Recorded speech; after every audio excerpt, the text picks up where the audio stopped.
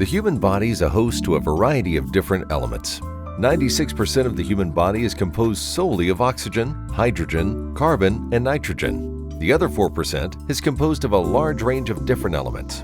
In fact, the human body contains trace amounts of elements such as nickel, silicon, uranium, and even mercury and arsenic.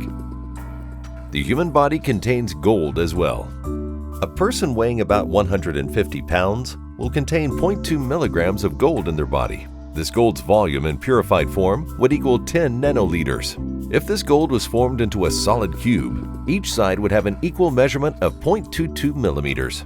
Gold's purpose in the body has been unknown for many years. However, recent studies have shown that gold plays an important role in maintaining our joints. As a superb electrical conductor, gold also plays an integral role in the transmittal of electrical signals throughout the body. Call the number on your screen if you'd like to learn more about gold's place in history and gold's place in your portfolio.